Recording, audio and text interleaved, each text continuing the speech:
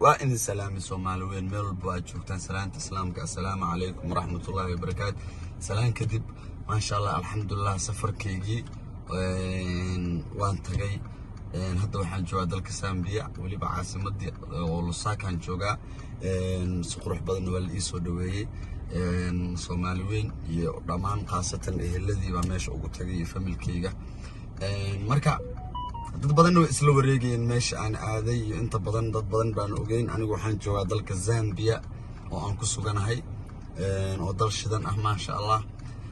waxaan rabay inaan ka hadlo oo muhiim ah aan rabay arrinka aan u imaaday magaalada waxaan u imid horta aniga familkii eheladeyda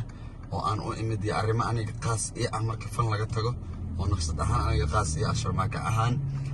waxaan rabay inaan ogeysiiyo Soomaali weyn iyo dhamaan faniskayga meel walba ay joogaan dunida kaga sugan yihiin dalka Zambia in aanan u imaan inaan wax barnaamij ama fan wax ku saabsan aan ku qabtaa ama showyo oo kaleeto ama barnaamij show oo kale inaan ku qabto uma imaanin arrimo aniga ii qaas ah oo aan u imid familkayga u imid waa arrimo ay qaas ii wadaan insha Allah meeshaan email ka sii wacan insha Allah waan gaari doonaa team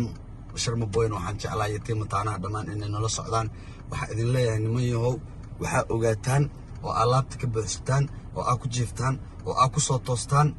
wax barnaamij la dhaho iyo wax show la dhaho iyo wax fan ku saabsan haba yaraatee in aan u imaanin dalka Zambia aan u imid arrimo aniga ii qaas ah iyo howla aniga ii gooni ah iyo familkayga iyo adeeraday waan u imid hadda koorna idin sheegano idin ma dhihin marna idin ma dhihin adeeraday iyo familkayga wax saas ah laakiin hadda waan ku khasbanahayo waa dadka meesha keenay waa dadka programyada ii wado howlaha ii wadaan waa howlo ka aniga mustaqbalkayga ka dhana oo aniga ii gaar ah marka waxaan u sheegayaa faniskayga asxaabteyda hadalka aan ku sii dheereenin muhiimadda aan raba videoga inaan uga hadlo wuxuu ahaa in aan aniga wax show la dhaho aan Zambia ku qabanaynin kuna qaban doonin haddana kuma qabanayo waligayna kuma qaban doono macnaha umaba imaaninbo Zambia waxa oo imid arrimo aniga ii qaas ay mustaqbalkayga arrimahayga iyo familkayga waana idin salaamaya dhammaan